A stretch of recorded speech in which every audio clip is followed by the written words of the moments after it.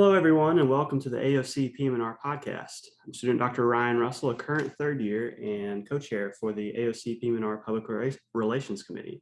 I'll be your host today. Joining us is none other than Dr. William Niehaus. Thanks for taking the time to talk with us today, Dr. Niehaus.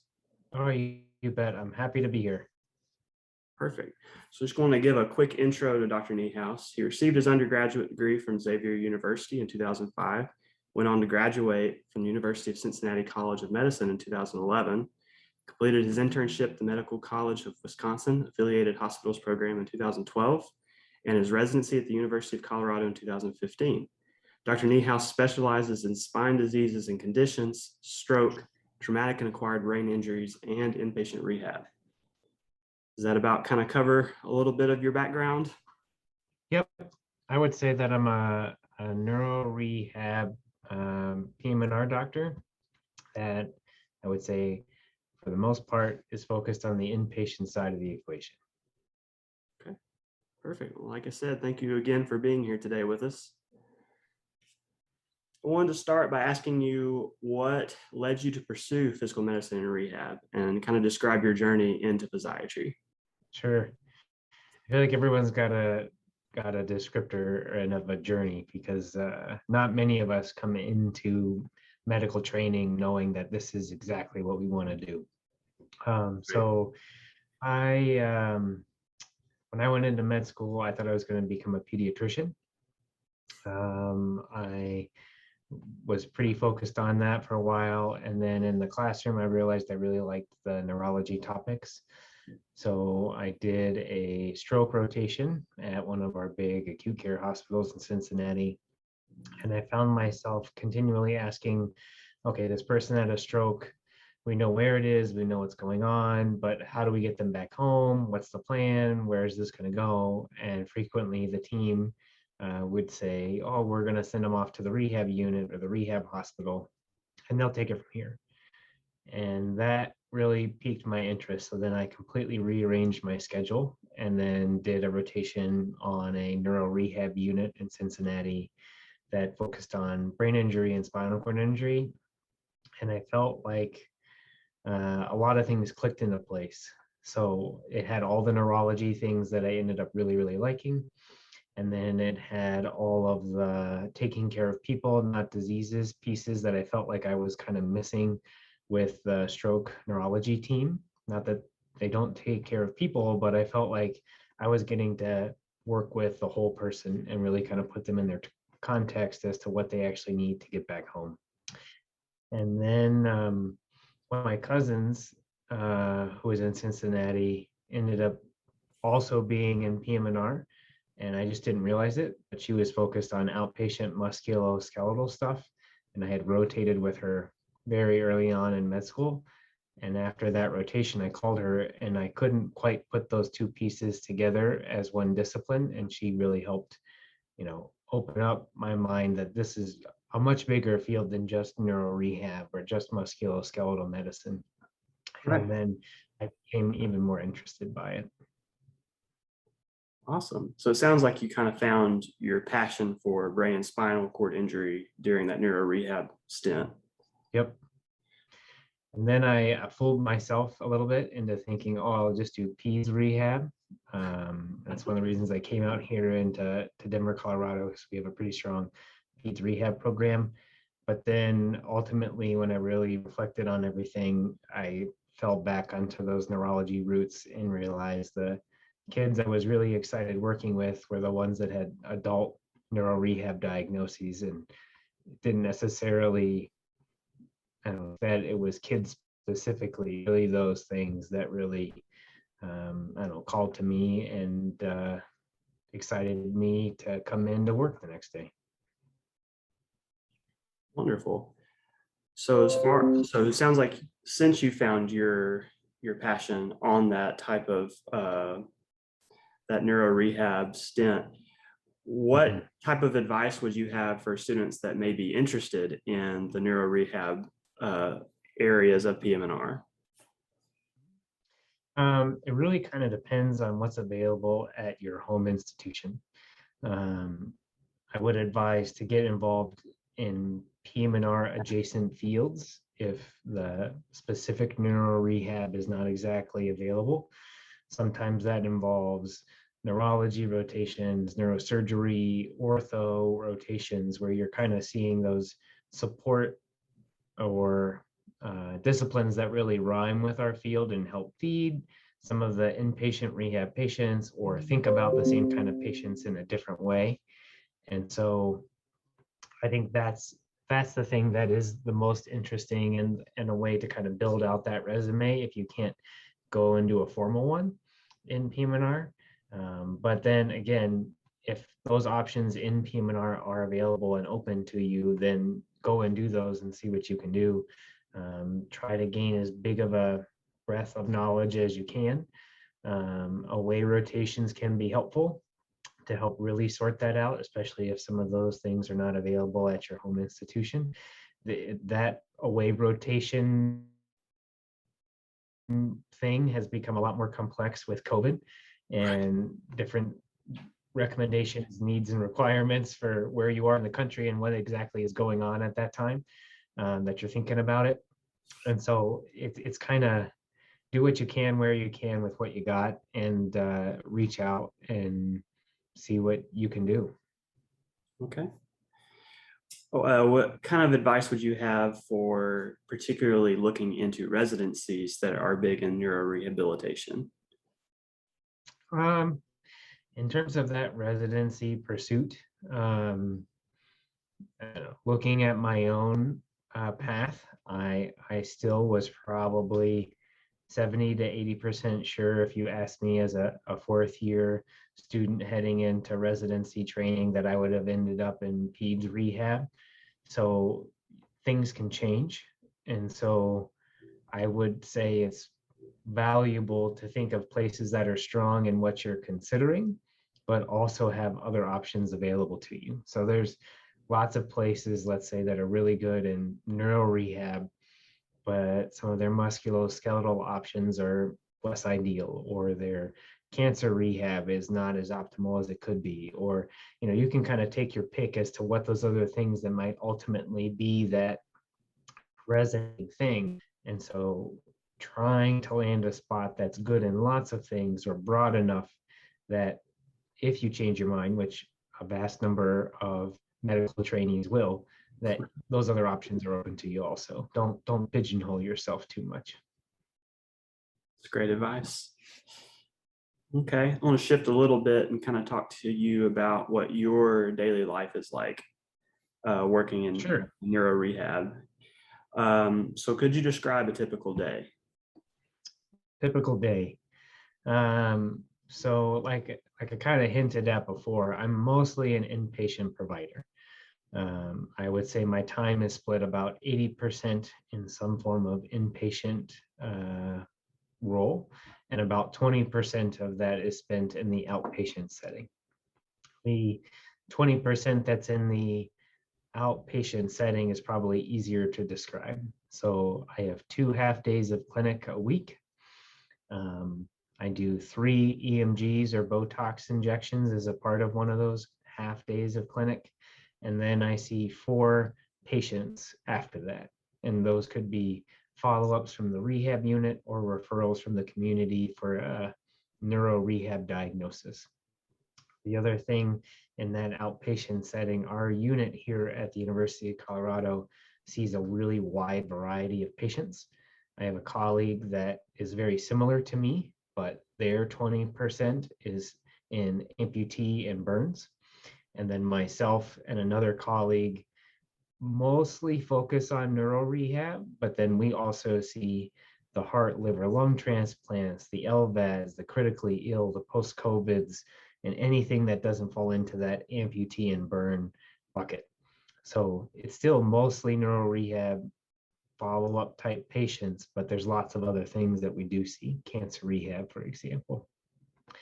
The 80% that's inpatient, that ends up getting divided between helping manage our actual inpatient rehab unit that cares for all these types of patients, or helping run the consult service where we're helping manage the brain injury, spinal cord strokes, amputees, burns, and all of those other diagnoses when they're still in the acute care hospital, working with the neurosurgery, neurology, ortho, trauma teams to help work through those issues that they face to help get them home or get them to the rehab unit for ongoing care. Okay. Sounds like you stay pretty busy. Yeah, it's a busy week clinically. I do have some protected time since I'm the associate program director out here to work on residency focused things, but for the most part, I'm hustling either in the outpatient setting or somewhere in the hospital. There's probably someone on every floor that I know and can get the lowdown on because we're all over the place. Okay. So I kind of want to ask you about, or talk a little bit more about the Colorado RSVP Clinic. Sure. Could you describe exactly what the Colorado RSVP Clinic is? You bet. So it was co-founded with myself and one of the attendings over at Craig Hospital here in Denver. I rotated with Dr. Jeff Berliner when I was a resident, and we both found we had a passion for working with the underserved population, especially the underserved rehab population. And so when I graduated from residency and stuck around, we started putting together a coalition of folks to help find a way to care for them here. As part of your rehab training, you're going to find that just like, well, similar to, I wouldn't say just like, similar to people who manage heart transplants or certain types of procedures, there's a limited resource in the number of rehab beds that exists. And so every time you're saying yes to a given person, you're inevitably saying no to someone else. And there's lots of reasons why you end up deciding to bring someone versus a different person. And part of those things that go into that decision for all the rehab units across the country sometimes is insurance coverage and making sure you're having enough revenue to keep us on main operations.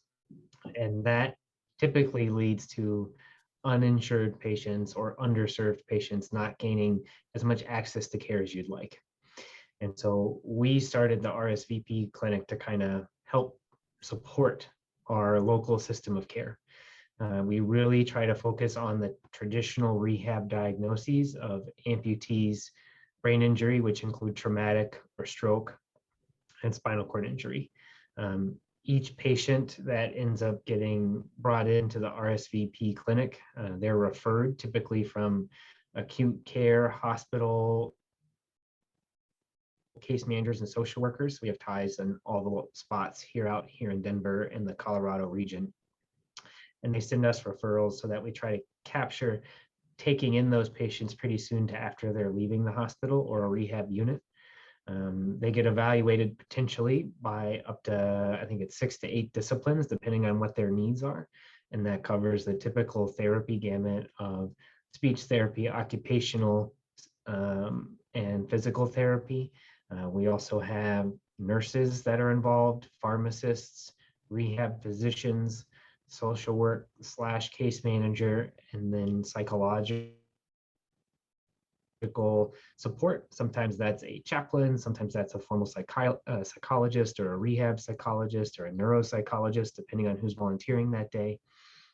And then we have a prosthetist team and then a wheelchair vendor team. And we all kind of coalesce around what that patient's needs are with the goals of getting them up to that next functional level so that we can get them back and engaged into the community and then have the next person come in that we can help out with. It's a once a month clinic.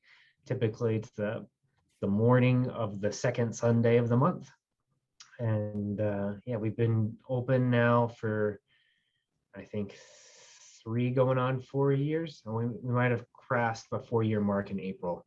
I should have looked up the exact start date, but Wow. we launched it here. There's one in Texas. So we're a spinoff, not exactly the same from the Texas organization. And then when we launched our clinic out here, we made a startup package. So we've been able to have a startup off of what we've put together as kind of a initiation process to help get people off the ground and streamline it. So Georgia has one now that's mainly based out of the Atlanta region.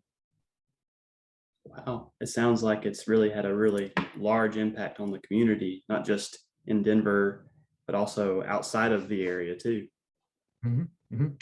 It's a lot of fun.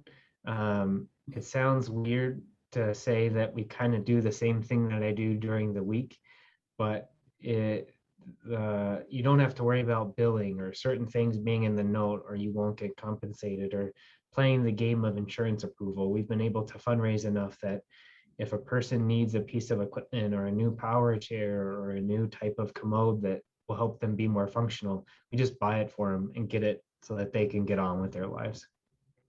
Yeah, that's awesome.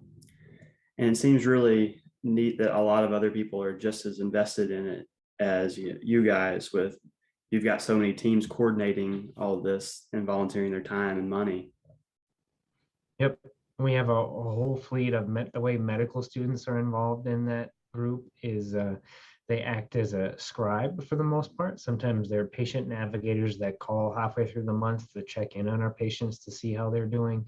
But we find using them as a scribe can be incredibly valuable because they're getting practice at actual documenting what you need to do to hand off to that next team. They can see the physical exams that the residents and the attendings are doing, which lead to teachable moments after that visit. And the pace of the clinic is slow enough that we typically have time to do a fair amount of education too. Wow, sounds like a great opportunity for students.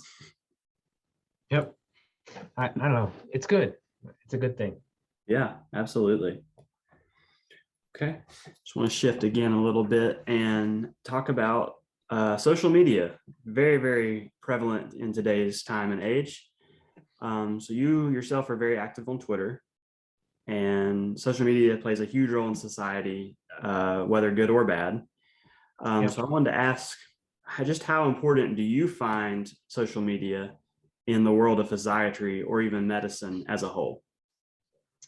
Uh, I don't know if I'd use the word important necessarily. I would say it's potentially a valuable tool.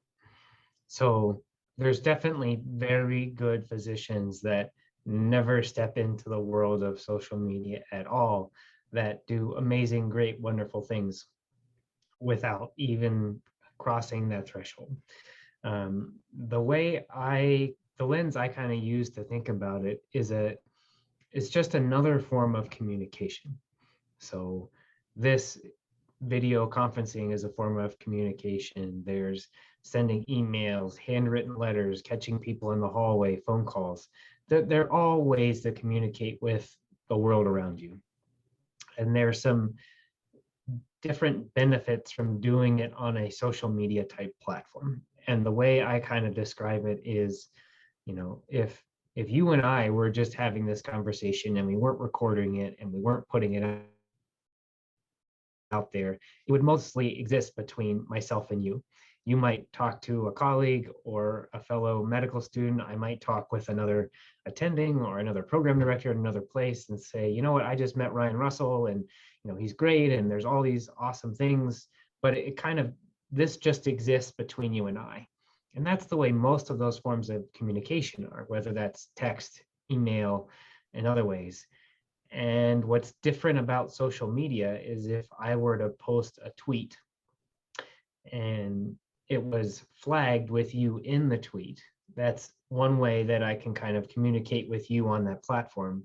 But what's different is everyone can see that communication. And it's a lot more open. It's kind of taking it out of the box and allowing everyone to work off of it and around it. And what's really neat is if you take the example, let's say, of a national conference, and I post a tweet about something using different flags or hashtags, you suddenly are able to find other people that are talking about the same things as yourself. So I might post a tweet about a talk I'm in and add certain tags to it. that might be neuro rehab or spinal cord injury or stroke or PT. And suddenly, if another person who's also on Twitter searches for hashtag neuro rehab and physical therapy, suddenly my communication with you is discoverable. And you can imagine, based on the filters that you use, suddenly you can have a really big community or a really small community. If you take like musculoskeletal medicine, if you add like sports medicine and shoulder and therapy, suddenly you're in probably the realm of hundreds of people. And if you add even a little bit more into that, you're talking about maybe there's only about 20 people that are talking about this specific thing. And suddenly that's your peer group. That's people you can collaborate with on research. That's people at other institutions that you didn't even know about that were looking into the same things that you are. And now you have a community that you can build off of and collaborate with, and change can kind of happen. And that's kind of why it's exciting to see some of the change and social things that have come off of Twitter and idea sharing, because things can really grow fast. The other example I like to use is like COVID rehab and things. When we were in the throes of the early pandemic, we opened our rehab unit to take only active COVID patients. And it was collaborating with NYU and other institutions. And suddenly we found there's, 5 different places, 3 different places that are in the thick of it right now. And off of what we were posting on social media, we suddenly had a Zoom conference between myself, our therapy directors out here, and NYU's directors out there, doing a best practice sharing that stemmed off of what we were talking about on Twitter, that otherwise I would have no idea it was even happening. And the other benefit, it's a lot faster. So to wait for NYU to publish something, that's months down the line. But in that scenario, I needed to be able to bounce ideas off quickly in the thick of it. How are you managing PPE? Are you doing PPE in the gym? Do you mask all the patients up, or they're all COVID positive? What are you doing? And that really helped a lot to work through that process. Right. So it seems like COVID-19, it was a perfect tool to use. Do you think that type of collaboration will continue, that the COVID-19 pandemic has kind of made that more of a forefront and changed that any? I think people have seen the value of it. There's tons of news articles out there where even there was mega WhatsApp chats between Italian physicians and physicians over here in the US that were like, what are you doing for your event settings? How aggressive are you being? Are you using this med versus that med? How aggressive is your steroid program? Are you proning people? And so it's another kind of form of communication to help work through all of those pieces. Yeah, it's just like any other tool. Like a hammer is a very valuable tool, but in the right hands. In the wrong hands, it can also be a very detrimental tool that can lead to unintended or sometimes even intended consequences, bodily harm, self-inflicted or otherwise. And it's just a matter of knowing that it's there and being able to be familiar with it enough that you can use it when you need it. Right. I feel like as medical students, a lot of times we're kind of more warned about social media, especially during school, because it can lead to so many detrimental things that prevent you from getting into residency. But it is a very useful tool, and it's a great way to network with others and peers. So do you have any advice for medical students on how to make social media a useful tool and not detrimental? Sure. I talk with a lot of the med students that rotate through here along these lines. And I think there's broad strokes, like 3 different flavors of like a social media account. So whether it's Twitter, whether it's Instagram, whether it's TikTok, take your pick, or even Facebook. There are accounts or people who use that account as a way to gain information. So a med student could start an account on Twitter or Instagram and follow journals in the fields that they're interested in. You know, you could pick New England Journal of Medicine, some cardiology stuff, if that's what you're interested in. You could look at like take PM&R. You could look at neuro rehab, musculoskeletal rehab, sports medicine, amputee care, and see what's out there. And it's a way to see what the communication is in the people who are active in the field. And you don't have to retweet, you don't have to post anything. It's just a lens into that world.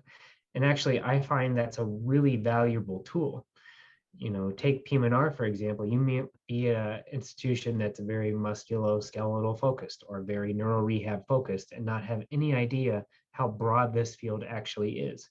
But if you jump on Twitter and start seeing PM&R or physiatry or rehab, and you start to go down those rabbit holes, suddenly you realize this field is a lot bigger than you even thought it was. But that's true for any field: OB, pathology, gen surgery, oncology. Suddenly you get a lens that's far reaching outside of your institution and potentially international, and see what people in that domain are actually doing. The second layer of engagement is more, you see something that is a valuable piece of information and you make the leap and you like it, or you retweet it, or you engage with it in some way to try and encourage others around that good idea. And that's kind of the second layer. And then the third layer is generating a little bit more of your own content. Getting an opinion piece out there, or taking an article that's in a journal and posting about it to share it with other people, or getting around a cause, or trying to launch an RSVP clinic at your institution, or whatever. Suddenly you're engaging as a, I don't know, generator of content.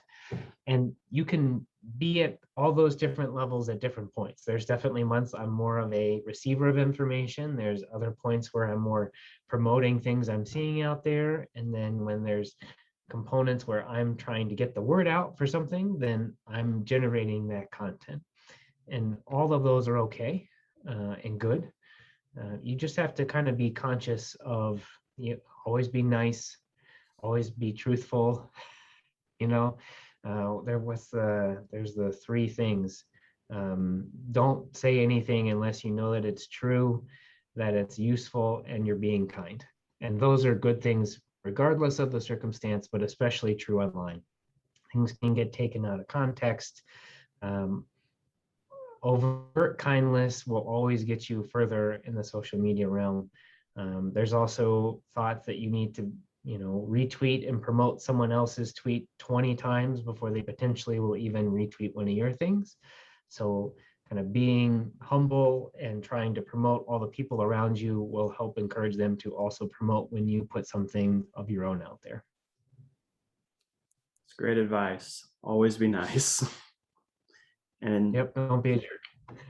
And it's definitely like a tool that is kind of here to stay. So I think it's great to get information out there to students and residents of how to use that tool as opposed to letting it get you in trouble. Right. And you know, it's your brand. Don't switch over your account since high school or college or undergrad. Like, make your own professional you thing. So Twitter is my professional existence. I have an Instagram and a Facebook account, but that's for like sharing photos with friends and loved ones. And really, those two domains don't overcross. When typically where I see these mistakes happen is when someone's got multiple Twitter accounts, and you've seen famous people make this mistake, right? They have multiple Twitter accounts, and then they post something from they thought was their private account, but it's their public facing one. And suddenly they're in a lot of hot water because it's now apparent that they have this particular view, which is polarizing. You know, you can figure out all sorts of different scenarios where that can be problematic. But if you stay in the professional lane, you're promoting other professional things, you're promoting research and idea sharing, it's really hard to argue against that not being a valuable thing in the greater community. All right. Excellent advice. Well, thank you so much, Dr. Niehaus. This has been very educational and wonderful topics that are super relevant to today's world and situation. You bet. All right. Like I said, I'm Ryan Russell with the AOCPMR Public Relations Committee, and thank you for joining us today on the AOCPMR podcast. You bet. Thanks for having me. And if you do want to engage with, chatting about things, you have questions about rehab or questions about the Colorado Denver program, you can reach out. And my Twitter handle is @NHAUSMD. No one can remember in my last name if the E or the I goes first. So I just took it out of the Twitter handle. A lot easier to find. Yeah. All right. Well, we thank you so much, Dr. Niehaus. All right. Been a pleasure. We'll see you later. See ya.